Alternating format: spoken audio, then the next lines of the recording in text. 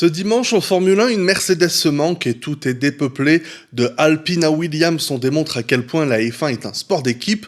Et alors que les organisateurs veulent éradiquer le dirty air et améliorer les circuits pour aider les dépassements, les fans se ravissent d'un grand prix marqué par le dirty air sur un circuit où les dépassements sont incroyablement difficiles. Ils sont jamais contents, ces fans.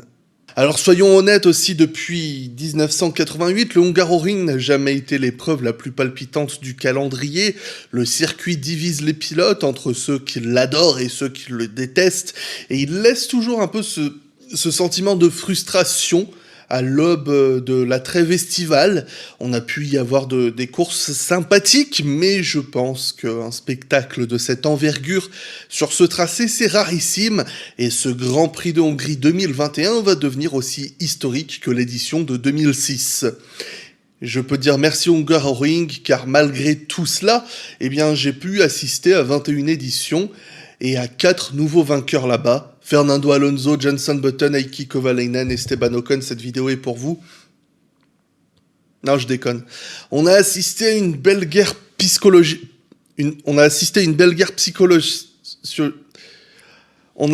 belle guerre mentale pour la victoire entre le troisième pilote le plus victorieux de l'histoire et un jeune encore vierge de succès jusqu'alors. Une lutte intense pour la troisième marche du podium entre des Espagnols et un champion du monde. La lutte pour les petits points par des petites équipes et le calvaire de Verstappen et Ricciardo dans des voitures détruites. Il y avait de quoi s'amuser ce dimanche. Et tout cela grâce à un pilote sur lequel, je sais, j'ai déjà bien trop émis d'ondes négatives. Non pas par mépris, mais pour exprimer ma tristesse de ne pas le voir réussir, mais aussi pour tenter de vous décrocher un petit sourire ou un rire de nez. Un pilote que des médisants tels que Canal+ cherchent à humilier lorsqu'ils affirment qu'il n'a pas été retenu par son équipe pour l'année prochaine. Un pilote qui, en ratant une énième fois son départ sur piste mouillée, voulait se rattraper au premier virage et était à un coup de pas de chance près de mettre son équipier dehors.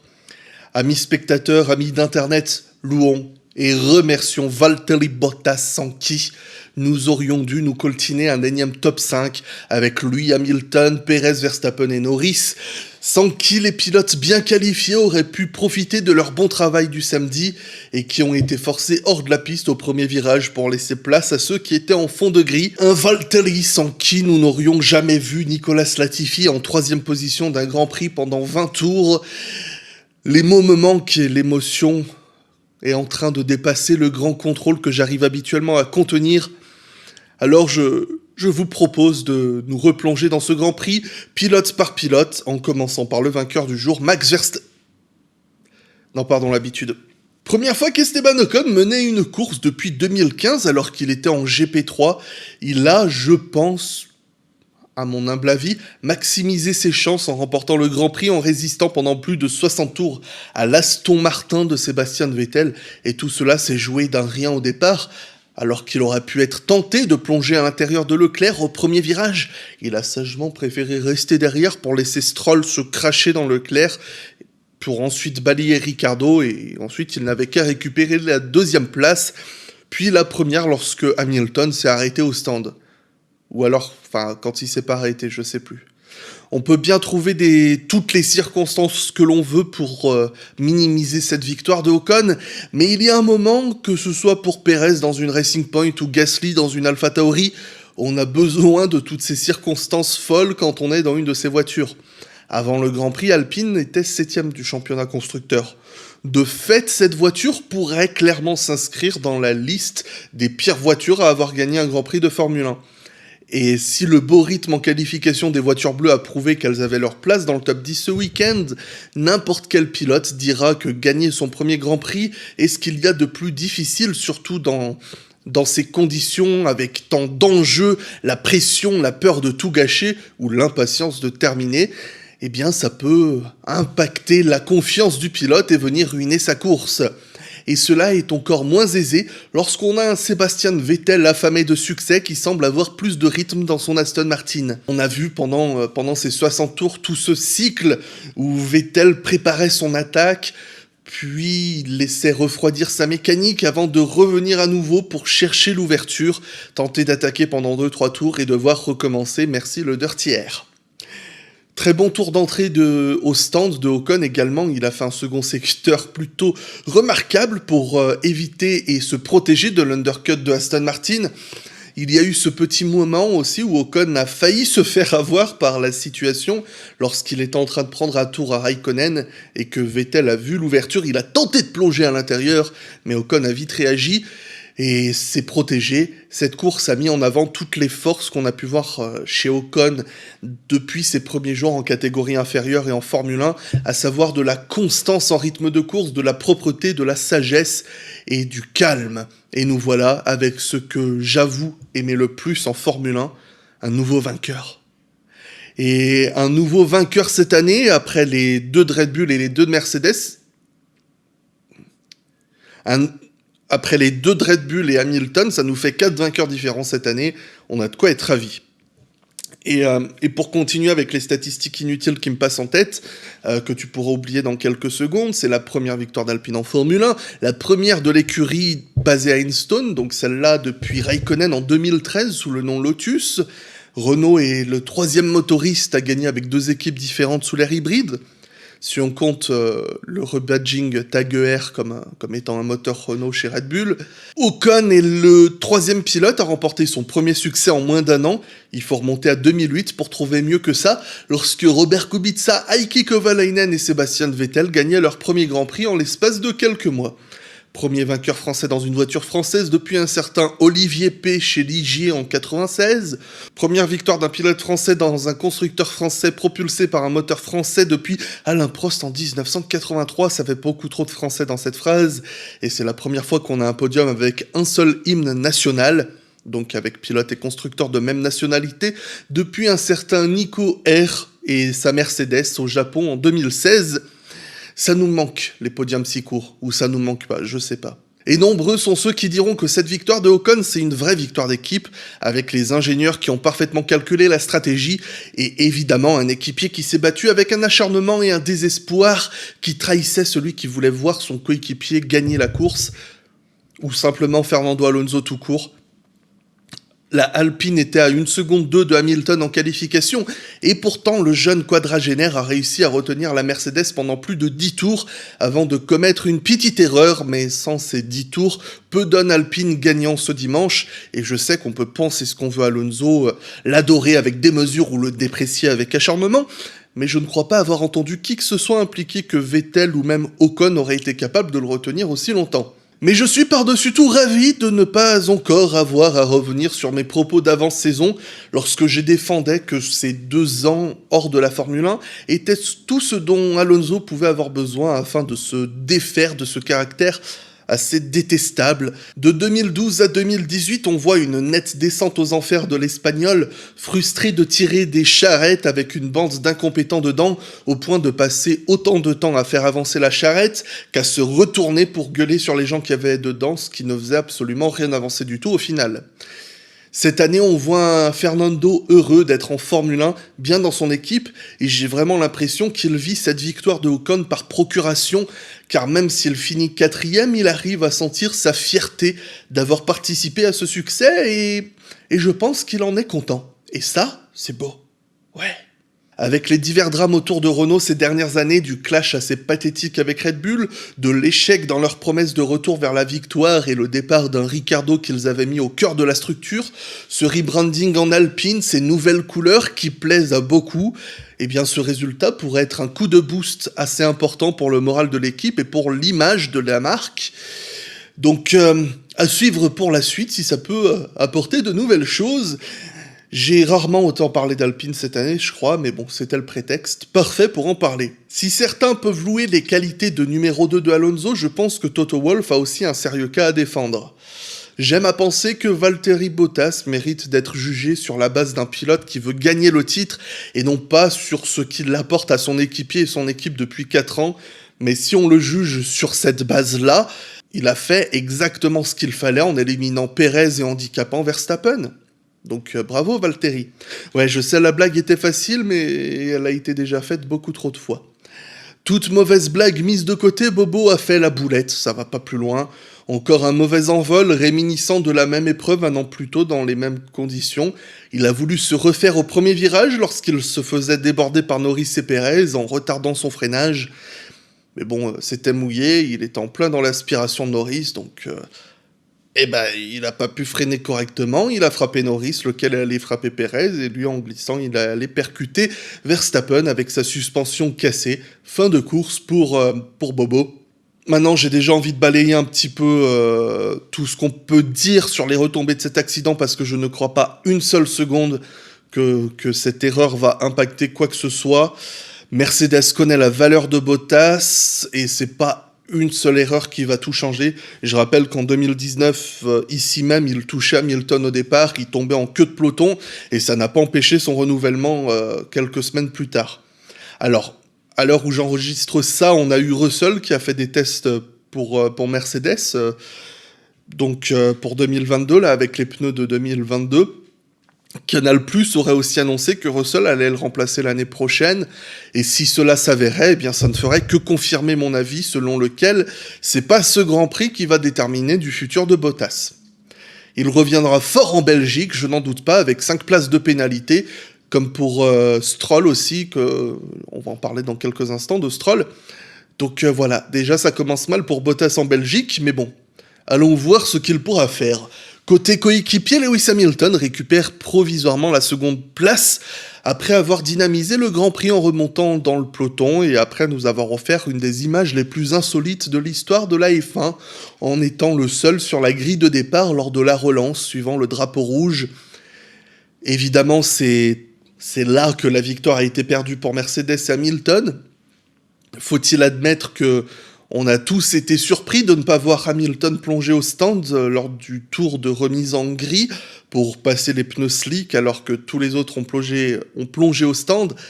Alors comment expliquer cette erreur ? Eh bien on peut justifier que c'est toujours plus facile de prendre ce genre de décision importante lorsqu'on est deuxième que lorsqu'on est premier. Et je ne pense pas que Mercedes s'attendait vraiment à ce que tout le monde entre aussi.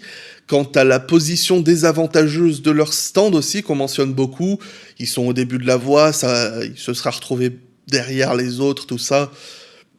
Il aurait quand même eu le temps de ressortir dans le peloton et de s'immiscer entre deux voitures en ressortant, et il aurait bien plus facilement pu reprendre les positions qu'il aurait perdues qu'en faisant un tour avec des pneus intermédiaires, s'arrêtant et ressortant. Donc non, je pense pas que Mercedes ait du tout envisagé cela comme une problématique, c'est la course. Ce genre de choses et d'erreurs arrivent, et vu le chaos général, je pense pas qu'ils aient à se plaindre du résultat de ce week-end. Et on en a beaucoup parlé dans les lives de ce week-end, donc je me contenterai de cette phrase pour m'exprimer. Quant aux huées à l'égard de Hamilton, je suis tristement pas surpris. Ça me rappelle l'ère Rosberg-Hamilton où il se faisait huer tous les week-ends.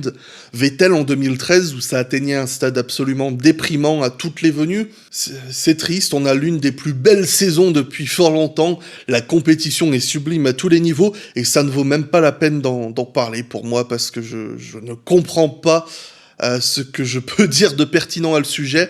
Pour moi, quelqu'un qui eut un sportif qu'il a payé pour aller voir alors qu'il ne le connaît pas, qu'il ne lui a très certainement rien fait de préjudiciable, en sachant pertinemment que ce sera vexant et humiliant pour la victime, eh bien, je sais pas ce qui peut se passer dans la tête de ces personnes, mais je ne peux pas juger sans connaître les individus. J'ai jamais rencontré qui que ce soit qui m'a dit salut, je suis fan de Formule 1, je vais sur les circuits pour huer les pilotes.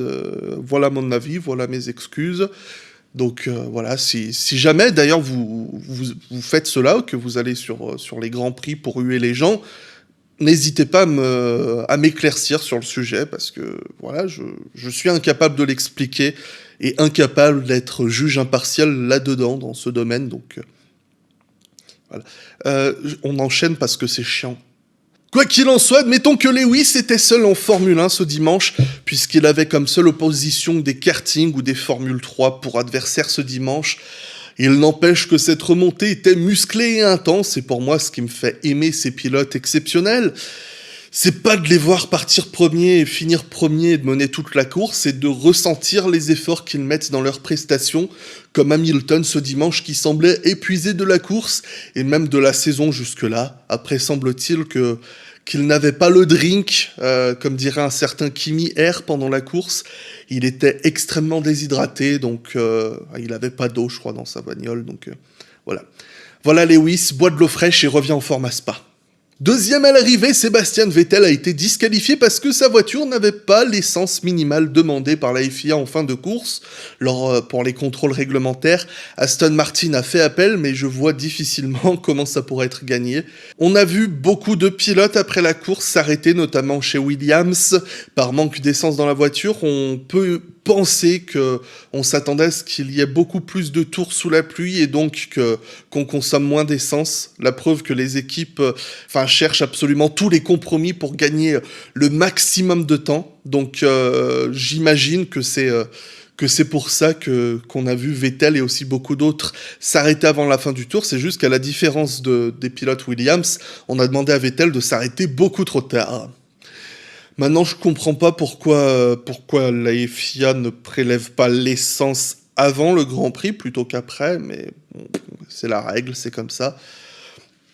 Après un week-end prometteur à Silverstone gâché, Vettel avait un terrible goût de frustration en échouant à dépasser Ocon alors qu'il semblait avoir beaucoup plus de rythme à donner, mais il s'est pas mal plaint du dirty air, il n'a pas pu rester derrière Ocon toute la course, il devait, comme je le disais tout à l'heure, se laisser retomber à 1 seconde 5, refroidir sa voiture, remonter pour réattaquer. On peut difficilement dire que le résultat ait été maximisé dans ces conditions, mais l'équipe ne pouvait certainement pas être déçue de terminer deuxième. Au championnat, ça aurait pu s'avérer crucial parce qu'il y avait beaucoup de points perdus face à Alpine et AlphaTauri ce week-end, et s'ils les récupèrent pas, ça va leur faire très mal. Du côté de Stroll Junior, c'est un beau 0 sur 10 avec un virage de complété seulement. Surpris par la mêlée du départ, peut-être trop confiant de ses belles aptitudes sur piste mouillée, Stroll a voulu retarder son freinage, essayer de griller la politesse à quelques pilotes. Et pour éviter de se cracher dans un pilote, il a dû prendre une trajectoire assez absurde pour se cracher dans un autre, éliminant Leclerc et endommageant Ricciardo. Bon, je dis 0 sur 10 pour Stroll, mais parce que, voilà, il y a les conditions aussi qui viennent un peu excuser. C'est toujours un petit peu compliqué, surtout que c'était le cas au devant, mais je trouve ça intéressant de le mettre en parallèle avec Ocon, parce que Ocon, de son côté, comme je le disais, lui, il n'a pas cherché le dépassement opportuniste au départ, alors qu'il avait la place de le tenter. Et il a fini par gagner la course, et de son côté, Stroll l'a un petit peu tenté, et ça a mal fini.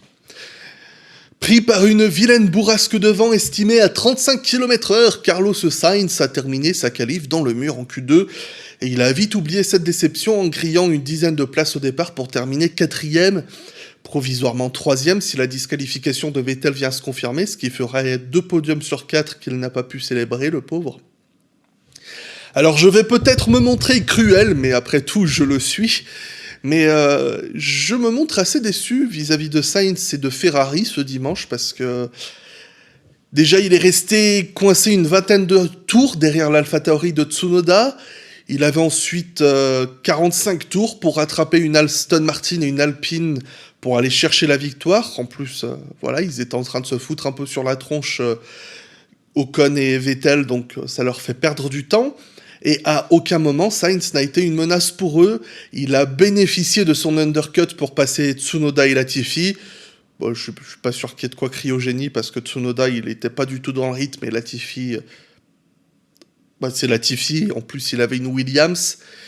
Il a seulement pu reprendre 10 secondes sur la tête de course pour revenir à moins de 7 de la tête de Ocon.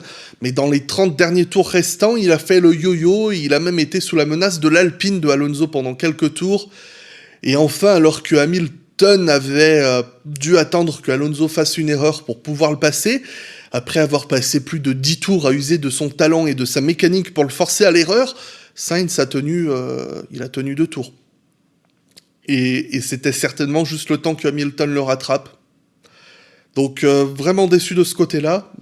Évidemment, j'ai rien contre Sainz. Je trouve qu'il fait un excellent travail depuis le début de saison, mais pour moi, ce dimanche, sans Red Bull, sans McLaren et sans son équipier et Hamilton qui était très loin, Ça aurait dû être sa course, pas celle des Alpines, où il aurait dû être au moins une vraie menace, et là il l'était pas du tout.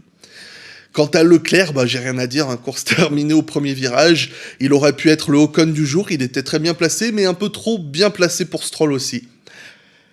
Pierre Gasly récupère la 5e place et le meilleur tour. Dans quelle mesure ce dernier arrêt pour prendre le meilleur tour dépend d'une équipe compétitive ou d'une équipe qui pense aux intérêts de la marque pour voler un point à Hamilton? Je sais pas du tout, mais Gasly est un peu un héros de l'ombre de ce Grand Prix de Hongrie pour moi. En général, il a toujours bien marché sur ce circuit, sauf chez Red Bull évidemment, mais là, 5e sur la grille de départ devant Norris et Leclerc, c'était déjà assez incroyable, et hélas, il a été pris dans la mêlée du premier virage, il a dû sortir de la piste, se retrouver en queue de peloton, et on pouvait se dire que c'était terminé pour lui, et pourtant il a réussi à remonter, à avoir un rythme si supérieur à son coéquipier qu'il a réussi à le rattraper et bénéficier d'une consigne d'équipe pour le dépasser, et il a même pu se permettre un arrêt au stand pour prendre le meilleur tour et toujours terminer devant son équipier. 5e au départ, 5e à l'arrivée dans un Grand Prix où Alpine a volé la vedette et où Hamilton a fait le show. Je comprends qu'il passe un peu trop discrètement, mais voilà, je tiens à souligner la belle performance qui me semble assez incroyable. Et après 2 séances d'essais gâchées, Tsunoda termine 6e, égalant son meilleur résultat en Formule 1, et pourtant j'ai un goût de déception, comme je le disais, à 1 seconde de Gasly en qualification, et avec l'humiliation que je viens de mentionner, Tsunoda a bénéficié du départ pour remonter de la 16e à la 4e place sur le premier relais. Il n'a jamais été capable de menacer Latifi en début de course. Il termine avec des Williams derrière lui. J'ai envie de dire que c'est plus le contexte de la course qui le place dans cette bonne position et que son manque de performance n'a jamais été un véritable handicap pour terminer là. Je sais ce qu'on va dire. Quand c'est machin qui gagne grâce aux circonstances de course, on crie au génie, mais quand c'est Tsutsu, c'est juste de la chance. Bah oui, mon cher homme de paille, il faut concevoir qu'un résultat miracle en Formule 1, ça vient avec de la chance et une belle prestation. Les deux ne sont pas incompatibles pour tirer le maximum de cette chance et aussi de sa performance. Mais le plus important, c'est que Petit Noda ait ramené la voiture. Ce sont des petits points très importants ou des gros points très importants pour l'équipe et pour sa confiance aussi. Ça reste un rookie en manque de confiance et d'expérience. Je ne l'oublie pas. Donc profite de tes vacances Yuki, on te revoit en forme dans un mois. Bisous. Alors dans la liste des trucs que je pensais jamais voir en Formule 1, il y a Bottas qui gagne un titre, Red Bull qui arrive à maximiser ses 2 voitures en course, Ferrari qui gagne un titre sans Jean Todt à bord, Nico Hülkenberg sur un podium, et Nicolas Latifi dans les points. Donc merci encore une fois la Formule 1 d'exaucer les trucs que j'aurais jamais pensé voir de ma vie, parce qu'une double entrée dans les points des Williams 7 et 8 avec Latifi qui mène la charge en ayant tenu le podium pendant le premier relais, c'est... Voilà, comme je le disais, tout le monde aime Latifi, c'est pas forcément pour son talent, mais on l'aime parce que il est tout gentil. Il a tenu sans faire d'erreur et avec un premier relais relativement brillant, résistant à Tsunoda et Sainz, c'est ce qui a conditionné le reste de sa course. En plus, il avait il avait un beau rythme en qualification, il était à moins de 1/10 de Russell. Donc ramener cette 7e place, c'est un miracle couplé au sérieux qu'il arrive à démontrer depuis son arrivée en Formule 1. Il ramène le meilleur résultat de l'équipe depuis, j'ai cherché, 2017 au Mexique avec la 6e place de Lance Stroll. C'était il y a longtemps. Oh, Georgie Boy les a enfin marqué ses points avec Williams. On a senti que ça comptait beaucoup pour lui. Je me rappelle encore de 2019 lorsqu'il défendait fièrement son choix d'avoir signé 3 ans pour Williams, disant qu'il voulait être là pour mener l'équipe de l'avant et revenir un candidat sérieux pour les points d'ici la fin de son contrat. On est loin de l'objectif, mais celui des beaux points a été atteint. C'est la première double entrée dans les points de Williams depuis Monza 2018, avec un certain Lance Stroll toujours là et Sergei Sirotkin. C'est difficile d'ignorer son message de début de course lorsqu'il demande à son équipe de viser un arrêt prématuré pour lui afin de permettre de protéger Latifi et pour qu'il puisse au moins entrer dans les points, quitte à compromettre sa propre course. Donc pour lui, marquer des points, c'était une réussite collective plutôt qu'individuelle. Et ça, c'est beau, ouais. Il a eu un début de course englué dans le peloton et un dernier relais remarquable où il se débarrasse de Ricciardo et il résiste à Verstappen. C'est passé un petit peu dans l'ombre, mais il a passé les derniers tours avec Verstappen dans ses échappements. Il a remonté 15 secondes sur Latifi sur les 30 derniers tours. Et avec Verstappen dans ses échappements, il n'a pas commis une erreur. Et on a déjà réussi à oublier qu'il avait échoué en Q1 pour la première fois de l'année, et on jubile à voir les Williams en 8e place au championnat. J'ose espérer qu'à la maison, Papy Franck a ressenti un semblant de joie ou de fierté, parce que ces points, ils sont pour toi, Francky. Ouais. Verstappen roulait avec une moitié de Red Bull suite au crash du départ, donc en termes de rythme, on a vu que ça valait à peu près une Williams, donc marquer ces 2 points démontre une nouvelle prestation forte de Maximus. Même si voilà, un 9e, il n'y a pas de quoi péter 3 pattes à un canard, mais après avoir perdu la moitié de son fond plat au départ, c'est dur d'imaginer beaucoup mieux. Et je pense avoir très peu de choses à dire sur lui, de même que sur Checo, qui semblait toujours un peu loin de Max en qualif, mais qui a quand même pu assurer la 4e place sur la grille, et qui aurait même pu viser le top 3 au départ s'il n'y avait pas eu un bobo sauvage. 2 grands prix cataclysmiques pour Red Bull, ça fait match nul avec le Monaco-Bakou de Mercedes. Et maintenant, retour au point de départ pour la seconde moitié de saison, ça va être fort palpitant. Il y aura le nouveau tracé de Zandvoort qui sera évidemment très important pour eux, mais aussi Spa-Francorchamps et Monza qui sont des tracés qui convenaient très rarement à Red Bull. Donc on va voir s'ils arrivent à trouver une solution pour combler ce déficit habituel sur ce circuit et couper l'élan mercedesesque, surtout que, voilà, il y a un autre problème chez Red Bull, c'est celui qu'ils rencontrent depuis les nouvelles réglementations sur les pressions pneumatiques. Donc voilà, une trêve estivale qui va être intense dans la tête des ingénieurs Red Bull. J'aurais pu dire que c'est devenu une habitude de voir Alfa Romeo ne pas capitaliser sur les week-ends désastreux de la concurrence. Et le point marqué pour Kimi Raikkonen avec la disqualification de Vettel semble... Voilà, ça me confirme un peu dans ce triste constat et ça fait bien pas le figure. Giovinazzi profita du départ pour parier sur des pneus médiums, mais ça s'est avéré inutile avec le drapeau rouge. Et surtout que voilà, il s'est pris un stop and go pour avoir roulé trop vite dans la pit lane de 25 km/h. Donc voilà, une course en solitaire en fond de grille. Il est passé devant Raikkonen lorsque Kimi a purgé ses 10 secondes de pénalité, lorsque l'équipe l'a fait sortir des stands sur Mazepin, mais Kimi l'a vite repassé. Je pense qu'on peut y voir une belle course en solitaire du Finlandais, mais un week-end gâché chez Giovinazzi et Alfa Romeo en général. J'ai pas grand chose à dire chez McLaren non plus. Norris était bien placé au premier virage, mais il a rien pu faire suite au contact avec Bottas. Il a dû abandonner. Ricciardo, victime du contact entre Leclerc et Stroll, a subi d'importants dégâts. Il n'a pas pu confirmer le bon rythme qu'il avait affiché face à Norris tout au long du week-end, même si McLaren semblait pas mal en retrait ce week-end. La course de Mazepin s'est terminée au stand avec le unsafe release de Alfa Romeo qui a envoyé Raikkonen détruire sa suspension, et le terrible rythme de la monoplace n'aura pas empêché Mick Schumacher de briller en offrant de belles défenses à ceux qui passaient par là pour le dépasser.